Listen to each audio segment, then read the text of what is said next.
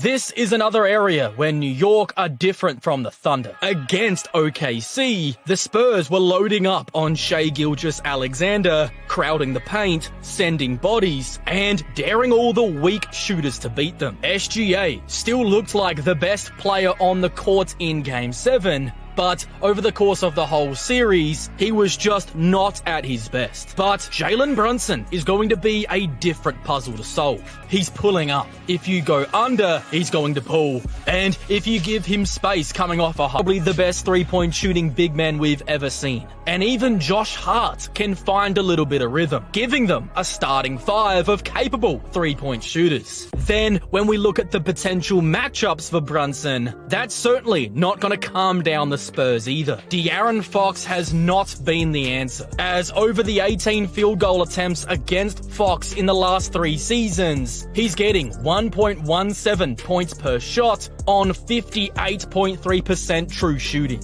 Julian Champagnie has also had a difficult time on Brunson. Over 18 field goals, Brunson is getting 1.28 points per shot while shooting 64% effective field goal shooting. Then when you get to Steph Castle and Devin Vassell, their sample sizes by the numbers are just way too small to tell us anything. But by pure logic and the eye test, Steph Castle is 100% their best option because he has the length, strength, and physicality to at least bother him. And considering that he defended the MVP in the previous round, he's almost certainly going to be the primary matchup. Dylan Harper and Devin Vassell will probably be the other guys as well. But it's the flip side of that conversation, because Brunson can absolutely be a problem for the Spurs, but he can also become a problem for New York. Defensively, where does he go? No chance he's guarding De'Aaron Fox. He's got an even worse chance to stop Steph Castle, and if Dylan Harper comes in off the bench,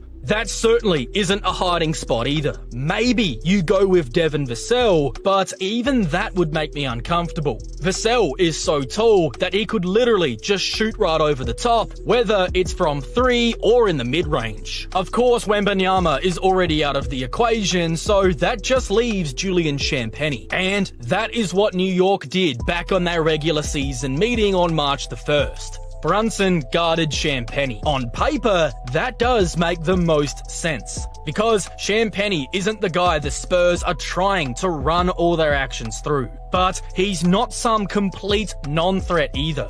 We just saw him have big moments in the Oklahoma City series, including plays where he just lowered the boom on Chet Holmgren and actually had success at the rim. Now, I'm not suggesting that the Spurs are going to turn Champagnie into a post-up threat. That isn't the point. The point that I'm making is that Champagnie is a capable screener. And with that, you can get Jalen Brunson into a lot of actions, trying to switch him against all of the capable guards. So, how do New York protect him? You certainly can't just willingly give up the switch. And in these playoffs so far, they have been sending multiple guys up to the level Castle and Harper could get into bodies, truck smaller guards inside, touch the paint, and really make things happen. They were bigger and stronger than guys like McCain, guys like Wallace, and that physical edge gave the Spurs another way to bend the game. New York, though, is a very different matchup. The Knicks have bigger wings, guys like OG Anunoby, Josh Hart, and even Mikal Bridges, who is lighter, but he's still really long, providing different looks that the Spurs did not have to deal with against OKC.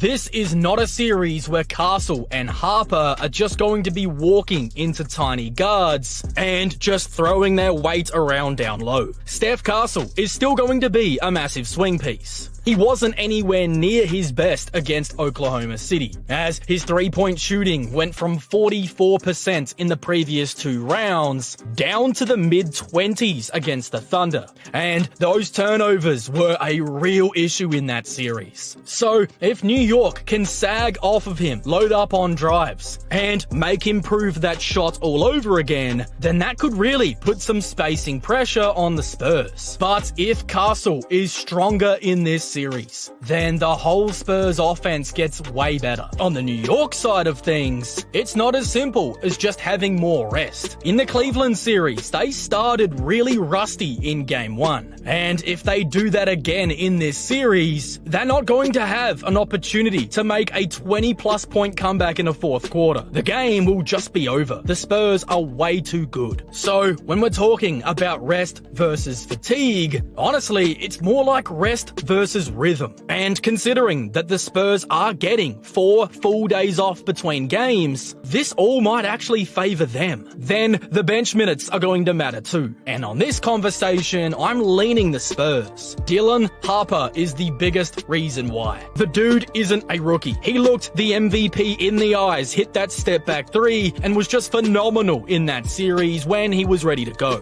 Keldon Johnson would be the other guy that I'm looking for in this series. Because yes, his playoffs haven't been very good so far, but considering how New York do lack some size in those bench units, there is a lot of mismatch hunting potential for him, getting guys like Alvarado, Deuce McBride, Landry Shamet, and even a Jordan Clarkson into switches and then go to work. On the Knicks side of things, they do have Mitchell Robinson, and he can swing the balance of a game pretty much by himself with what he does on the offensive glass. But the free throws matter, and I fully expect to see Spurs coach Mitch Johnson implement the Hacker Mitch strategy. Overall though, it's the battle for these extra possessions, the bench points, and San Antonio being able to survive without Victor Wembanyama that's really going to be a massive swing factor in this series. Whether or not the New York Knicks can drag Victor Wembanyama away from the paint. Because if Wemby gets to live near the rim all series long defensively, then the New York Knicks are in serious trouble. That is the main cog in the Spurs defensive system. He basically plays a one-man zone at the cup. So even if you beat your man on the perimeter, it still doesn't really matter because now you've got to go and finish over a 7'4" alien. But New York do have a legit counter, Karl Anthony Towns. That is why Towns will be the most important player in this series. Oklahoma City were not able to punish Wemby for roaming inside because Chet Holmgren was flat out terrible and they just lacked all the three-point shooting required. But Cat can. He's bigger, he's stronger, he can rebound, he can post up the smaller defenders, and most importantly, he might just be the best big man three-point shooter that we've ever seen. So if Wembanyama has to respect him 25 feet from the basket, then all of a sudden, the defense fundamentally changes. But on the other side of it, the Knicks also have to figure out who's going to defend Wemby. Towns has size, and in theory, he could do some of the physical work that Isaiah Hartenstein did in the conference finals. But if we look at the matchup numbers, Wemby has taken 30 shots against Cat in his career, and he's generating 1.03 points per shot